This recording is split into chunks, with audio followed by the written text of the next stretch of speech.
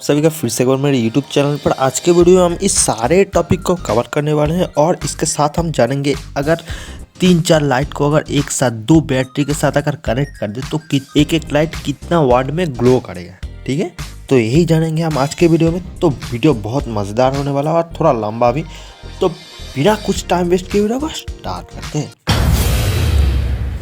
तो देखो सिंपल से यहाँ पर क्या है, एक बैटरी है 24 वोल्ट का बैटरी मैं मान लेता हूँ। ठीक है, 24 वोल्ट का एक बैटरी है और 10 वाट का एक बल्ब लगा हुआ है। ठीक है, ये रेजिस्टिव बल्ब है। पहले तो हम सभी को पता है ये बल्ब कितने वाट में ग्लो करेगा। 10 वाट की बल्ब है, 24 वोल्ट की 10 वाट की बल्ब है, तो 10 वाट में ही ग्लो करेगा। सिंपल से पता है। देखो इसका करंट की डायरेक्शन देखो, इस तरफ से पॉजिटिव से नेगेटिव की तरफ फ्लो हो रहा है। ठीक है, अब मैं मान लेता हूँ एक की जगह पर मैंने दोनों बल्ब लगा दिया। ठीक है, दो एक की जगह पर मैंने दो बल्ब लगा दिया। अब मुझे बताओ एक एक बल्ब कितने वाट में ग्लो करेगा। ठीक है, तो सिंपल सा फंडा है। देखो सबसे पहले हम क्या करेंगे, बल्ब का रेजिस्टेंस निकालेंगे। ठीक है, रेजिस्टेंस निकालने के लिए फॉर्मूला क्या है, आपके पास क्या क्या है, वाटेज है। 10 वाटेज का बल्ब है, आपको पता है वाटेज पता है, और आपको सप्लाई वोल्टेज आपको पता है। ठीक है, और बल्ब का वोल्टेज आपको पता है कि ये बल्ब मैक्सिमम कितना वोल्टेज तक सहन कर सकता है, वो वोल्टेज आपको पता है। तो आप फार्मूला की मदद से आप बल्ब का रेजिस्टेंस आराम से निकाल सकते हो। फार्मूला है V²/W इक्वल टू रेजिस्टेंस। तो बल्ब का रेजिस्टेंस आपको पता चल जाएगा। तो सिंपल बल्ब का रेजिस्टेंस हम निकालेंगे। ठीक है, सबसे पहले तो एक दोनों बल्ब 10 वाट का है तो दोनों का रेजिस्टेंस भी सेम होगा। तो एक बल्ब का अगर हमने निकाल लिया तो दोनों बल्ब का रेजिस्टेंस सेम होगा। ठीक है, तो एक बल्ब का रेजिस्टेंस निकालने के लिए हम फार्मूला का यूज़ करते हैं V²/W। तो हमको क्या मिला, रेजिस्टेंस मिल गया। रेजिस्टेंस कितना है, 57.60 एक बल्ब का रेजिस्टेंस है। ठीक है, अब ये दोनों जेहेतु सीरीज़ में है, ठीक है, उसके कारण सीरीज़ में क्या होता है, रेजिस्टेंस जुड़ जाता है। तो हम क्या करेंगे, रेजिस्टेंस को जोड़ देंगे। 57.60 प्लस 57.60 एक साथ जोड़ेंगे तो कितना होगा, 115.20। ठीक है, 115.20 रेजिस्टेंस आपका टोटल। अब आपको रेजिस्टेंस पता है, ठीक है, और आपको क्या पता है, सप्लाई वोल्टेज आपको पता है 24 वोल्ट। ठीक है, अगर तो आपका करंट कितना होगा, टोटल करंट। तो टोटल करंट निकालने के लिए फॉर्मूला क्या है, I = V/R। तो आपको वोल्टेज पता है, रेजिस्टेंस पता है, तो आप करंट आसानी से निकाल सकते हैं। तो करंट कितना निकलेगा, 0.21 आपका टोटल करंट निकलेगा। ठीक है, अब आपको करंट पता है और हर एक बल्ब का रेजिस्टेंस पता है। ठीक है, अगर आप रेजिस्टेंस पता है, आपको करंट पता है, तो क्या आप वाटेज निकाल सकते हो। हाँ, आप ज़रूर वाटेज निकाल सकते हो। फॉर्मूला क्या है, वाट इक्वल टू I²/R। तो आपको करंट पता है और आपको रेजिस्टेंस पता है। जैसे इन दोनों को कैलकुलेशन करेंगे तो आपका वाटेज कितना निकलेगा, 2.54 आपका वाटेज निकल जाएगा। तो एक बल्ब ग्लो करेगा 2.54 वाट में एक बल्ब ग्लो करेगा। ठीक है, अब ये तो हो गया। ये दूसरा एक के साथ एक, पहले एक को लगा फिर दोनों बल्ब को लगाए। आप क्या करेंगे, 3 बल्ब लगाएंगे, तीनों बल्ब लगाएंगे, लेकिन एक सीरीज में रहेगा और 2 पैरेलल में रहेगा। अब बताओ एक लाइट कितना ग्लो करेगा, ये तीनों लाइट कितना कितना वाटेज में ग्लो करेगा। चलो निकालते हैं, ये भी निकालते हैं। सबसे पहले क्या करेंगे, हम बल्ब का रेजिस्टेंस निकालेंगे। ठीक है, तो सभी बल्ब 10 वाट का है। 10 वाट का रेजिस्टेंस कितना निकला, 57.60 एक एक बल्ब का रेजिस्टेंस मैंने पहले निकाल लिया था। ठीक है, तो अब ये दोनों देखो, ये दोनों बल्ब पैरेलल में कनेक्टेड है। ठीक है, तो क्या होगा, पैरेलल में जब दो कनेक्टेड है तो क्या होता है, उसका रेजिस्टेंस क्या होता है, इक्विवेलेंट हो जाता है। ठीक है, पहले हम दोनों का रेजिस्टेंस को पहले हम इक्विवेलेंट रेजिस्टेंस निकालेंगे, उसके बाद दूसरे जो बल्ब है उस सीरीज में जोड़ देंगे। उसके बाद क्या होगा, सप्लाई वोल्टेज को जैसे ही हम डिवाइड करेंगे रेजिस्टेंस से, हमको टोटल करंट मिल जाएगा। ठीक है, तो पैरेलल का फॉर्मूला क्या है, 1/R इक्वल टू 1/रेजिस्टेंस 1 प्लस 1/रेजिस्टेंस 2 प्लस 1/रेजिस्टेंस 3, 4, 5, 6 जितना भी पैरेलल में कनेक्टेड है, इस फॉर्मूला की मदद से आप निकाल सकते हो। ठीक है, तो मेरे पास 2 बल्ब है और इसका बल्ब का 2 रेजिस्टेंस है, तो मैं दोनों का रेजिस्टेंस का इक्विवेलेंट रेजिस्टेंस बाहर निकाल लूँगा। ठीक है, तो इक्विवेलेंट रेजिस्टेंस निकालने के लिए तो फॉर्मूला मैंने बता दिया। अब इक्विवेलेंट रेजिस्टेंस कितना होगा, 28.80। ये दोनों बल्ब का इक्विवेलेंट रेजिस्टेंस मेरे को कितना मिला, 28.80। ठीक है, अब मैं क्या करूँगा, ये जो रेजिस्टेंस निकला इसके साथ मैं इस बल्ब के रेजिस्टेंस को जोड़ दूंगा, ठीक है। तो टोटल रेजिस्टेंस मेरा कितना हो गया 86.40, ठीक है।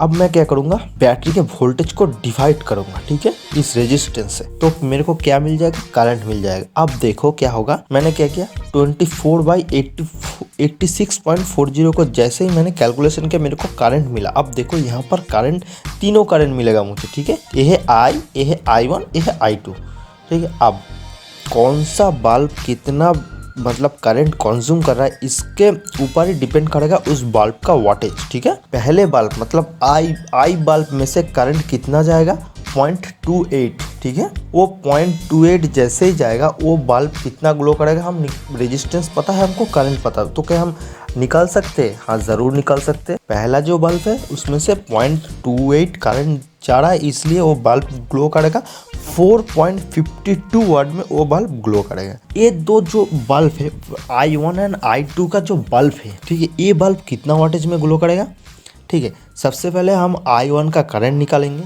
I1 का करंट निकालने के लिए कैसे निकालेंगे I1 का करंट, लाइट I में कुछ वोल्टेज ड्रॉप हो जाएगा, ठीक है।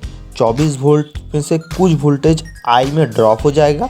वो वोल्टेज निकालने के लिए फॉर्मूला है, आपको बल्ब का रेजिस्टेंस पता है और आपका करंट भी पता है, तो जैसे ही वोल्टेज निकालने के लिए फॉर्मूला है I/R, जैसे I/R को गुना करेंगे तो आपका ड्रॉप वोल्टेज आपका निकल जाएगा, ठीक है।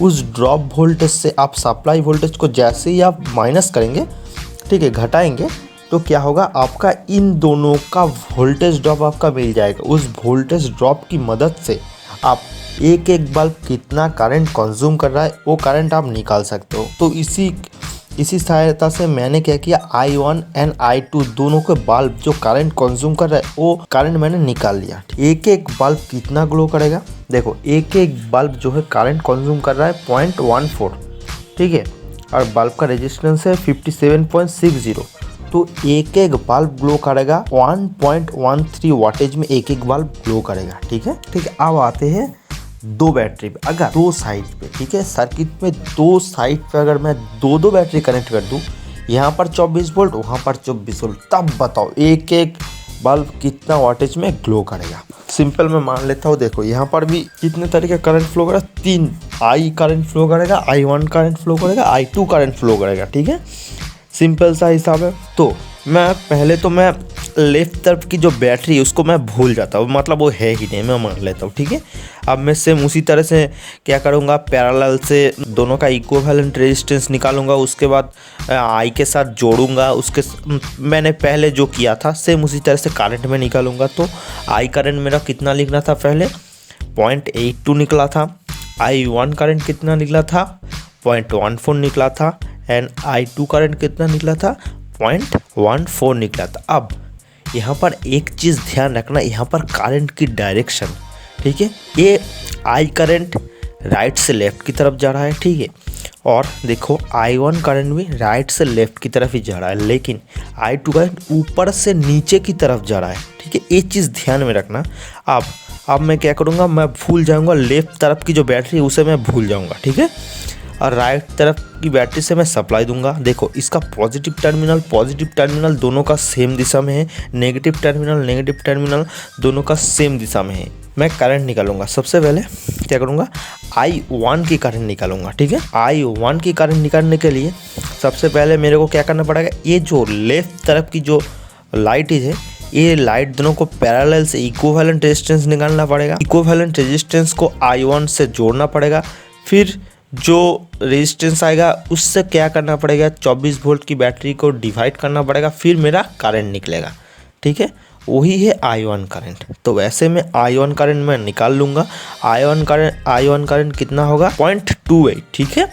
तो I करंट कितना होगा, 0.14, एंड I2 करंट कितना होगा, 0.14। लेकिन एक चीज़ ध्यान में रखना, इसका करंट की डायरेक्शन उल्टी तरफ है, मतलब ये राइट से लेफ्ट की तरफ जा रहा है, ठीक है। I1 राइट से लेफ्ट की तरफ जा रहा है, I भी राइट से लेफ्ट की तरफ जा रहा है, और I2 ऊपर से नीचे की तरफ आ रहा है, ठीक है। तो क्या होता है, दोनों करंट की डायरेक्शन जब अलग अलग होता है ना, एक दूसरे को क्या करता है, ऑपोज कर देता है, ठीक है।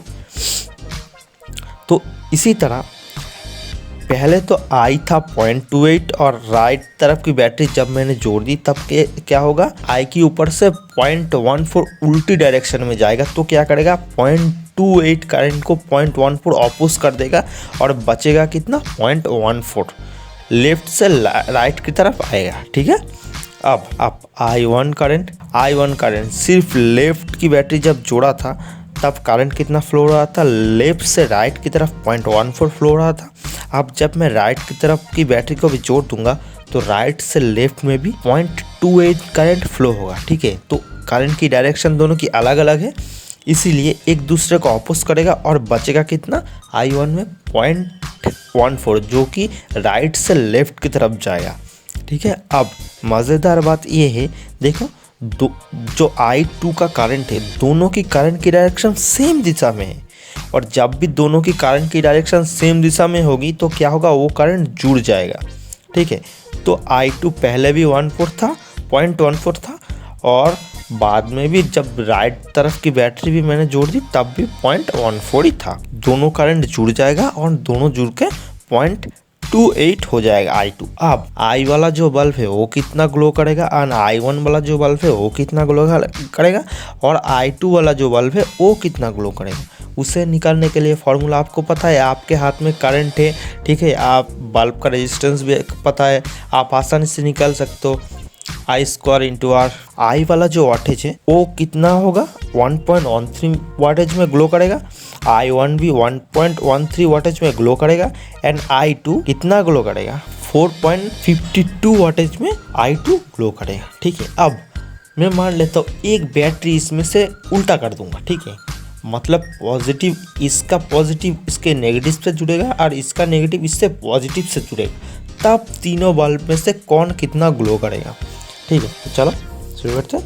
तो मैंने मान लिया, अब मैं मानता हूँ राइट तरफ की बैटरी है ही नहीं, मैं राइट तरफ की बैटरी खोल दिया मान लो। ठीक है, अब क्या होगा, करंट कितना फ्लो कर रहा था, पहले I में से 0.28 फ्लो कर रहा था, I1 में से 0.14 फ्लो कर रहा था और I2 में भी 0.14 फ्लो कर रहा था। I की करंट की डायरेक्शन लेफ्ट से राइट है, I1 की करंट की डायरेक्शन लेफ्ट से राइट है और I2 की करंट की डायरेक्शन ऊपर से नीचे है। ठीक है, क्योंकि हम सभी को पता है करंट पॉजिटिव से नेगेटिव की तरफ फ्लो करता है। ठीक है, अब ये राइट तरफ की बैटरी जो है ये देखो उल्टा है। ठीक है, अब इसका करंट की डायरेक्शन क्या होगी, पॉजिटिव से नेगेटिव की तरफ। ठीक है, तो सबसे पहले हम I की करंट देखेंगे। ठीक है, I में से कितना करंट फ्लो होगा 0.14, लेकिन अभी करंट की डायरेक्शन सेम दिशा में होगी। ठीक है, दोनों की करंट की डायरेक्शन सेम दिशा में होगी। I1 की करंट की डायरेक्शन कौन सी दिशा में होगी, सेम दिशा में होगी। जो करंट की डायरेक्शन इसका होगा वही सेम करंट की डायरेक्शन इसका भी होगा। ठीक है, और I2 की करंट की डायरेक्शन अब उल्टा होगा, ये नीचे से ऊपर की तरफ जाएगा। ठीक है, और वो बैटरी ऊपर से नीचे की तरफ करंट फ्लो कर रहा है। तो मैंने कुछ देर पहले क्या बताया, जब दोनों करंट की डायरेक्शन अलग अलग होती है तब क्या होता है, एक दूसरे को अपोज कर देता है। ठीक है, जैसे ही देखो 0.14 करंट को जैसे ही अपोज करेगा बचेगा क्या, 0। ठीक है, तो अगर करंट 0 हो गया तो वाटेज क्या होगा, 0 हो जाएगा। तो बीच वाला मतलब I2 वाला जो लाइट है ये बिल्कुल ग्लो नहीं करेगा, ये 0 वाटेज मतलब ये ग्लो कुछ नहीं करेगा। ठीक है, लेकिन I और I1 वाला जो बल्ब है ये बल्ब कितना ग्लो करेगा, एक बल्ब ग्लो करेगा 10 वाटेज में, क्योंकि यहाँ पर देखो करंट कितना है आपका 0.42। ठीक है, I² इंटू R आप जैसे ही आप निकालोगे तो क्या होगा, एक एक बल्ब का वाटेज आपको मिल जाएगा। ठीक है, सभी बल्ब 10 वाट में फुल ग्लो करेगा। ठीक है, और कुछ नहीं। बस वीडियो बहुत लंबा खिंच गया है, अगर किसी को समझ में ना आए तो भाई रिटर्न फिर से देखो। ठीक है, स्लो करके देखो, आपको पता चल जाएगा। बहुत इंटरेस्टिंग का टॉपिक है ये। तो दोस्तों अगर वीडियो आपको पसंद आए तो एक लाइक ज़रूर करना, अगर आप चैनल पर हैं तो चैनल को ज़रूर सब्सक्राइब करना, क्योंकि मैं ऐसे वीडियो लाता रहता हूँ। दोस्तों मिलते हैं अगली वीडियो में, तब तक के लिए बाय बाय।